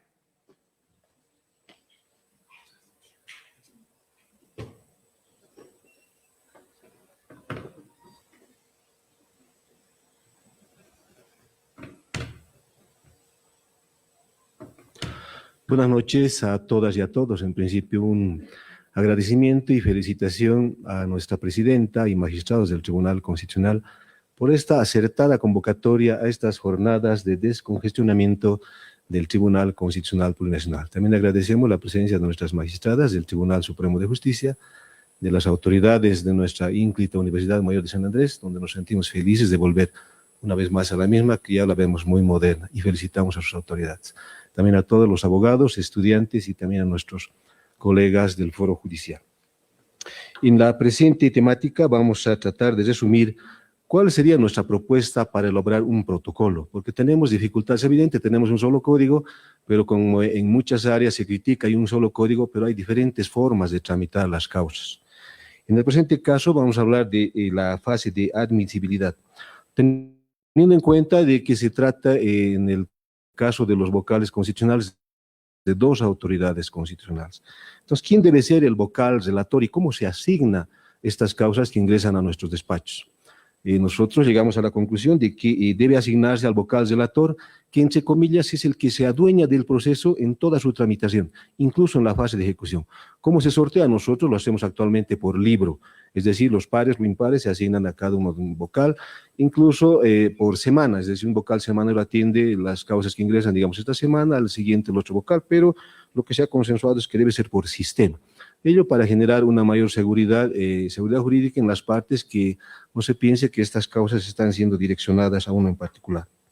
En la segunda parte decimos que quien debe dirigir incluso la audiencia y posterior en la fase de ejecución también es el mismo vocal relator a quien ya se ha asignado aleatoriamente dicho trámite de la causa. En cuanto a las excusas, si bien la norma refiere que se remite ante el juez siguiente en número, sin embargo, también exhortamos a que debe existir una coordinación entre el Tribunal Constitucional, así también los sistemas del órgano judicial, para que coadyuven en esa asignación aleatoria vía sistema. También proponemos de que sea el personal de apoyo quien coadyuve, no estamos indicando que vamos a delegar una responsabilidad, sino que sea el personal de apoyo quien, como un mecanismo interno en las salas, pueda coadyuvar en verificar estas causas de, digamos, de improcedencia, aquellas observaciones mínimas que se podrían hacer en el momento que se presentan las acciones tutelares. Ahora, ¿quiénes suscriben las determinaciones cuando se tienen por no presentadas las demandas, los autos de improcedencia, las medidas cautelares, las complementaciones deben ser firmados por ambos vocales, porque hemos visto que en algunos distritos en uno solo de los vocales quienes firman en algún caso las medidas cautelares que junto con las admisiones deben ser suscritas por ambos vocales. Sobre el señalamiento de audiencias, sabemos que existen determinados distritos que tienen un gran congestionamiento de causas. Entonces, estamos seguros de que todos los derechos son igualmente tutelables. Sin embargo, queremos, entre comillas, priorizar aquellos casos donde, como hacen también en justicia ordinaria, estén involucrados sectores vulnerables, como son niños, personas que estén en peligro su vida, mujeres embarazadas, personas de la tercera edad. Ahora, ¿cuántas audiencias deben llevarse a cabo por semanas? Nosotros sugerimos que sean 3. Nos han comentado que en algún distrito una audiencia de acción tutelar se lleva a la semana. Nosotros en la ciudad de La Paz llevamos mínimo 3, mínimamente. Sobre las medidas cautelares, evidentemente esa tiene que ser razonada, tiene que ser fundamentada. Sin embargo, ocurre que en muchos casos cuando la parte accionante obtiene la medida cautelar, después se olvida del trámite, porque, por ejemplo, un caso penal, notifica simplemente, digamos, un delito solamente al Tribunal Supremo de Justicia y obtuvo la medida cautelar. Pero después ya no realiza el trámite, es decir, ya se olvida de notificar, digamos, al Ministerio Público, a la víctima, y lo abandona su proceso, porque ya no es de su interés, ya obtuvo la cautelar. Entonces, para ese punto, nosotros, como una plantilla que queremos generar, si bien vamos a otorgar la cautelar, quisiéramos o vamos a generar una advertencia condicionada en el sentido de que si lo abandona, podríamos revisar esa posibilidad en la siguiente audiencia para tener como una acción con malicia y podríamos dejar sin efecto esa medida cautelar. Sobre identificar en el momento de la admisión a terceros interesados, muchas veces evidentemente se hace esa observación en fase de admisión. Sin embargo, la parte accionante de forma expresa señala que no existen terceros interesados, pero a veces los demandados se apersonan y nos señalan de manera razonada, nos indica que sí existe tal tercero interesado y nosotros con la facultad que nos otorga el Código Procesal Constitucional, sí, consideramos evidente su participación, nosotros sí admitimos y obviamente vamos a señalar nuevo diario de audiencia previa notificación de este tercero interesado.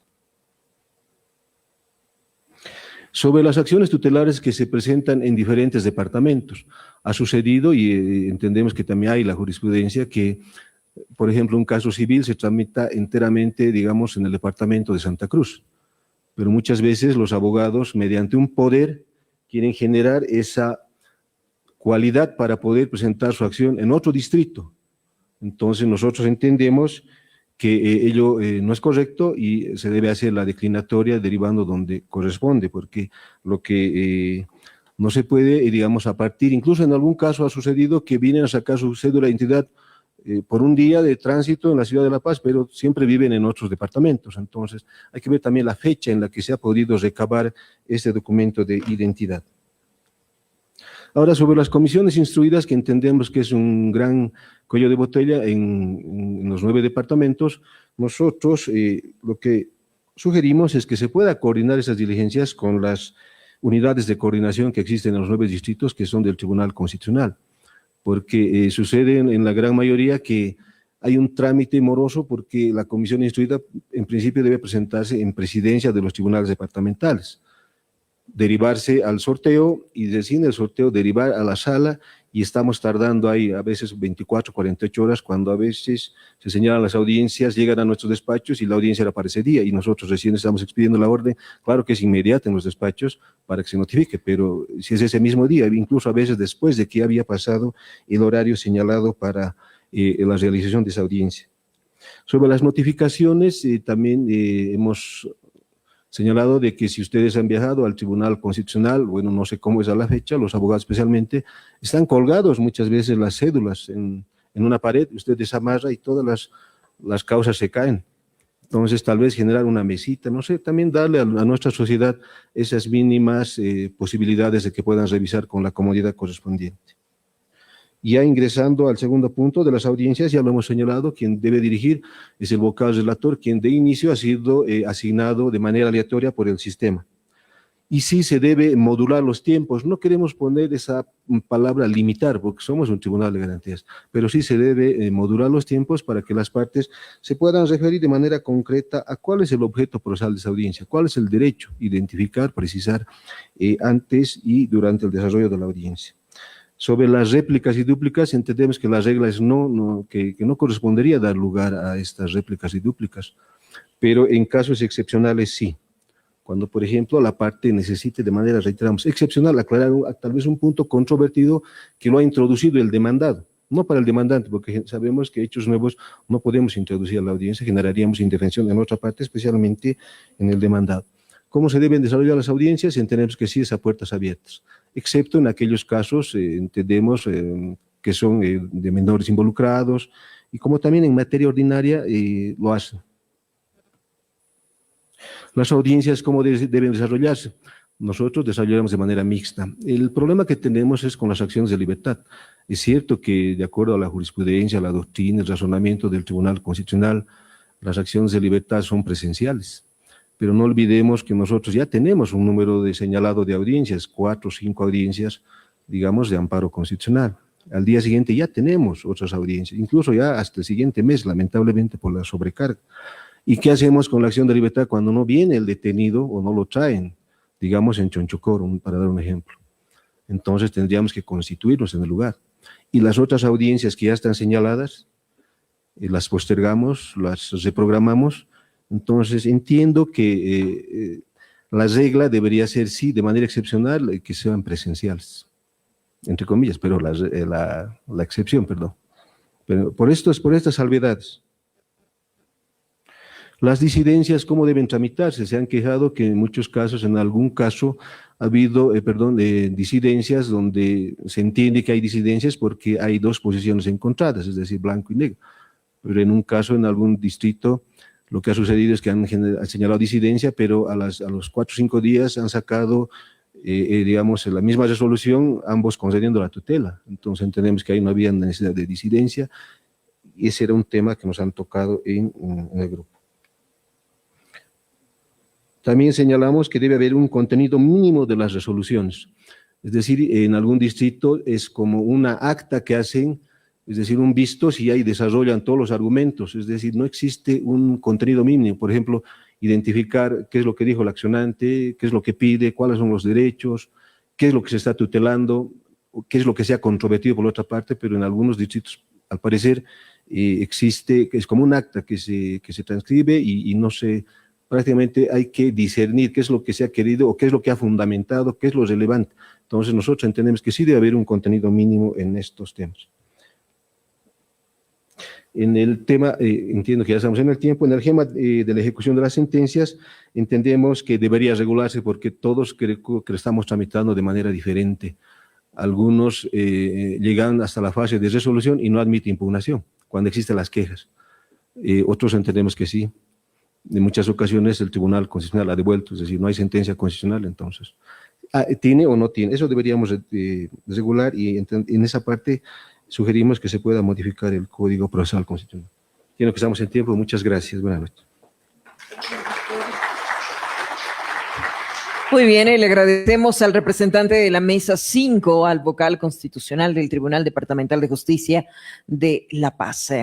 Muy bien, vamos a agradecer a todos los representantes que han asumido una postura, una posición con su aporte.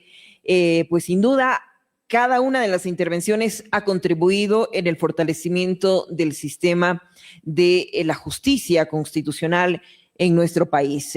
Y ya para el cierre respectivo de este importante evento académico de análisis y de reflexión, las Jornadas Nacionales de Descongestionamiento de Causas, vamos a invitar al magistrado electo por el Departamento de La Paz, al doctor Boris Wilson Arias López, en esta oportunidad, para que sea la autoridad, el magistrado, para que pueda realizar el cierre respectivo de estas importantes jornadas y en esta oportunidad desarrollada en la ciudad de La Paz. Adelante, doctor Boris Wilson Arias. Fuerte los aplausos, por favor.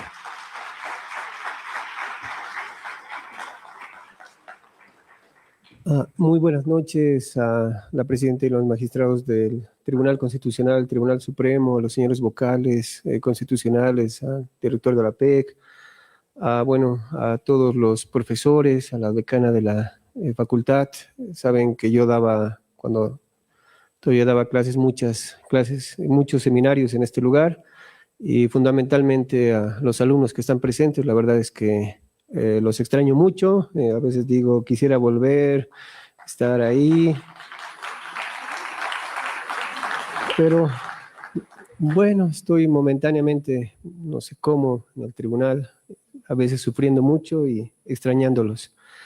Yo recuerdo que yo ya he leído un texto de Zaffaroni donde él quería explicar el uso del derecho penal de la siguiente manera. En el día, una persona come salchichas y, a medianoche le empieza a doler terriblemente el estómago. Entonces su esposa le despierta, le dice, despierta a su esposa, le dice, estás re mal. Le dice, sí, por favor, ayúdame a ir al auto, y le ayuda a llevar al auto apenas, y le dice, llévame donde venden salchichas, donde me han vendido, y entonces empieza a tirarle piedras. Le dice, ¿por qué? me has vendido esas salchichas que estaban tan mal hechas. Y bueno, Zaffaroni se preguntaba, ¿es una persona razonable la que estando a punto de morir va donde el que le ha vendido las salchichas o debería ir donde el médico? Por supuesto que Zaffaroni dice, muchos de nuestros problemas en materia penal, de nuestros problemas sociales lo intentamos resolver con problemas con derecho penal cuando deberíamos resolverlo en materia social, mejorando nuestro sistema educativo, mejorando otras áreas de la legislación y del derecho. No todo se va a resolver con lo punible. Y bueno, y eso me ha venido mucho al Tribunal Constitucional cuando trabajo. Hoy día hablábamos con la decana, la directora de la UPRI, con Jaime, con el doctor Camacho. Yo tengo que resolver más o menos tendré que resolver cada día 10 sentencias. Me alcanza entre 6 a 8, tengo que trabajar sábados y domingos. Y me tocan casos que son, no sé, de todo un poco, casos fáciles, $400 millones, contenciosos administrativos que son terriblemente difíciles, los agroambientales, ni qué decir, esos realmente son chino mandarín, y los tributarios también muy complejos, y pasas de una materia a otra materia, y pregunto, ¿yo debo resolver todas estas cosas? Cuando hay alguien que en el piso de arriba está haciendo su perro, hace, no sé, mucho ruido, etcétera, y la persona no tiene dónde acudir a un juez, no tiene ninguna instancia, dice, la única vía que tenemos es iniciar un proceso penal o ir a la vía constitucional. El penal dura mucho, vamos a la vía constitucional y lo forzamos y tenemos que con eso obtener que el perro se vaya y que se calle porque tengo un niño chiquitito. O el problema de la persona que está caminando en la calle y hay un hueco y le salta una piedra, y como no tenemos una ley de vecindad y no tenemos una ley tampoco contenciosa administrativa, tenemos pero muy lánguida, todavía no está desarrollada a plenitud, le salta la piedra y dice, la alcaldía me ha generado un daño y quiero que me reparen. ¿Y dónde va a acudir? Como no existe esa vía, va a acudir a la demanda de amparo constitucional. Y así en muchas de las áreas, la manera en la que esquivamos todos los problemas y tenemos que resolver todo llega al Tribunal Constitucional. Y a kilómetros de distancia yo tengo que decidir con quién se va a quedar un niño. Si ni siquiera le he podido ver a los ojos, no he podido decirle al niño con quién quieres quedarte, con tu mamá o con tu papá. Y un caso que es todavía después de un año, después de 2 años, y yo digo, soy lo suficientemente sabio para decidir con quién se va a quedar ese niño, si con el padre o la madre, y eso le va a arruinar la vida. No estoy muy seguro, porque ahí se quiebra el principio de inmediatez, principios que están reconocidos por los tratados internacionales dentro del concepto de interés superior del niño, ¿no? Tú no puedes decidir, los jueces, si es que no escuchan al niño, y al mismo tiempo si no está mediado por un grupo multidisciplinario. Y yo no tengo ni psicólogos ni trabajadores sociales en Sucre para poder resolver ese tipo de casos y ver si tal vez arruino la vida de un niño. Bueno, ¿hacia dónde voy? Voy a la idea de que en este tiempo, en estos meses, estamos intentando crear una institucionalidad y una normativa mínima. La primera norma que hemos sacado, interna, por supuesto, de autogobierno, es la vocación, el reglamento de la vocación. Mucha gente criticó, ¿y por qué los particulares no pueden presentar? El reglamento no prohíbe la presentación de avocaciones de los particulares, de las partes procesales y de los jueces y vocales. El juez puede solicitar al magistrado y el magistrado lo va a evaluar si admite o no en este caso, avocarlo o unificar la jurisprudencia a través de una resolución de unificación. Y eso pero obviamente no se le ha dado la legitimación, porque si no tendríamos una lluvia de solicitudes y todas tendrían que tener resoluciones fundamentadas, justificadas, que ya nos ahogaría la cantidad de causas que tendríamos que resolver. Pero no hay una prohibición de que los particulares puedan solicitar al juez y el juez, el magistrado, pueda evaluar y remitirlo a sala plena. Y después hicimos el reglamento de comisión de admisión. Y en el reglamento de comisión de admisión cambiamos muchas cosas, y entre las cosas que cambiamos fue la acumulación por temática. Y eso significa que ya antes la acumulación solamente se daba si era el mismo objeto, sujeto, causa, casi imposible de obtener. Pero así como lo hace Colombia, como lo hacen los otros países, una misma temática se puede resolver 5, 20, 30 casos con la misma respuesta porque los casos tienen supuestos fácticos similares. Y eso, por supuesto, que ha generado a nuestras 4 primeras sentencias de avocación que se pueden discutir y que las estamos trabajando. Estamos trabajando en temas de subreglas, estamos trabajando en temas de correcciones. Pero, por supuesto que las avocaciones han llegado para quedarse, para dar certeza a los otros órganos, a los otros tribunales, a los otros órganos de poder, y para que exista un mínimo de certidumbre sobre cómo se van a resolver las causas. Y entre esas lo que estamos trabajando, espero que se pueda concretar, es la acumulación en los temas de prontos despachos. Porque los casos llegan al Tribunal Constitucional después de 3 años y las demoras se dan, ¿por qué? Por temas estructurales del órgano judicial. El tema de las suplencias. No hemos podido resolver hasta ahora, el juez se ausenta y por supuesto que el juez ya tiene sus propias audiencias, ¿y qué va a hacer con las otras audiencias que tiene señaladas? O el tema de los jueces de turno, el juez que no ha remitido a la autoridad competente, o el tema económico. Tenemos N casos donde el secretario o el juez dice, no tengo dinero para sacar fotocopias, y si remito el original no va a poder pedir cesación o se va a poder modificar su situación. Todos hemos pensado en el tribunal distintas maneras. Por ejemplo, en mi despacho dijimos, pueden escanearlo y mandar un QR. El problema es qué base de datos va a utilizar. Por supuesto que hemos ensayado, pero esa respuesta no se va a dar solamente desde el Tribunal Constitucional, sino escuchando a todos. Y en ese marco, espero que se pueda concretar nuestra audiencia temática. Y en la audiencia temática lo que hace el tribunal es escuchar a las universidades, escuchar a los jueces, escuchar al legislativo, escuchar a otras entidades, para ver la multidimensionalidad del problema y poder dar una solución al caso concreto. Después, el día de mañana, en sala plena aquí en la Ciudad de La Paz, vamos a discutir 2 reglamentos que son muy importantes. El primer reglamento tiene que ver con la desconcentración en las funciones que realiza respecto a la supervisión del cumplimiento de requisitos para sobre los elementos que componen el expediente constitucional.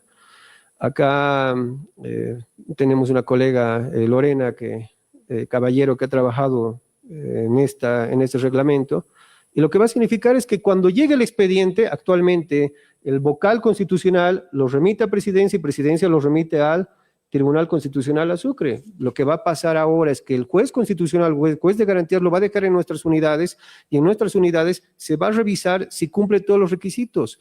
Porque uno de los problemas que hemos tenido en materia probatoria es que cuando llega a Sucre descubrimos que no tiene acta después de 2 años y pedimos a los jueces y les decimos, se han olvidado el acta, y ese expediente no solamente genera gastos, sino que se va a demorar créanme, entre 3 a 6 meses y a veces hasta mucho más tiempo.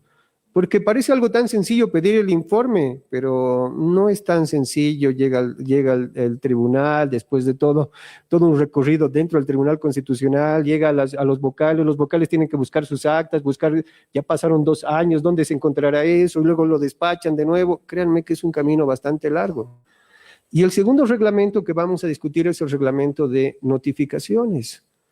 Tenemos en todos los departamentos, oficinas del Tribunal Constitucional que tienen notificadores, y lo que pasa es que los vocales y jueces y tribunales dicen, bueno, tengo que pedir comisión instruida o tengo que pedir una solicitud a otro tribunal, y eso da un camino muy largo.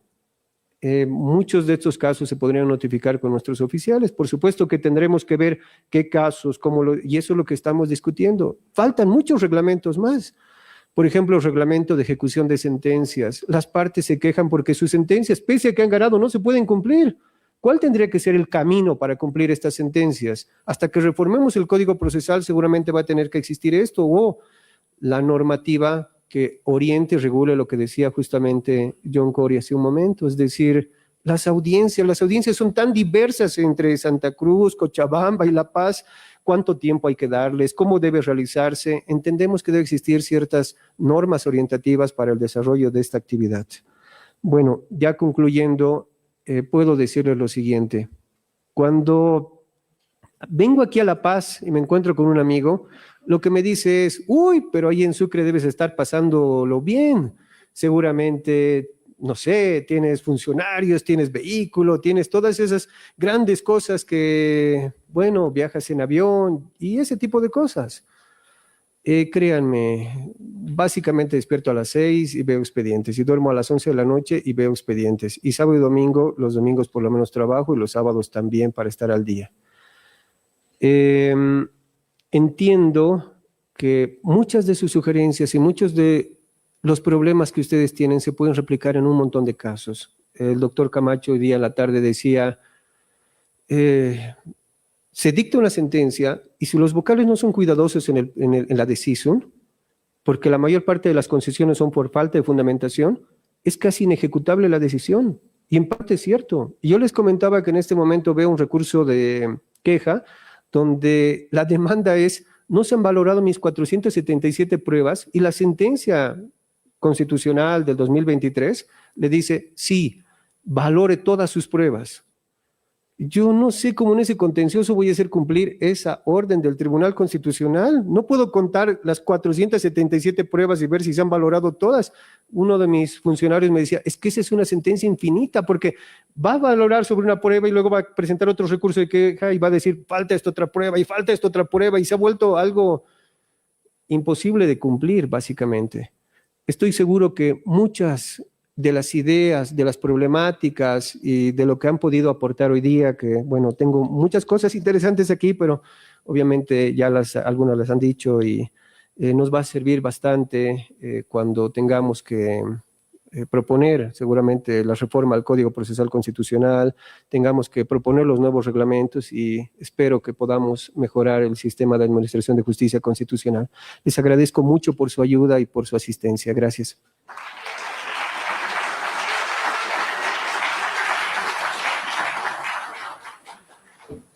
Muy bien, el agradecimiento respectivo para el doctor Boris Wilson Arias López, magistrado electo por el Departamento de La Paz.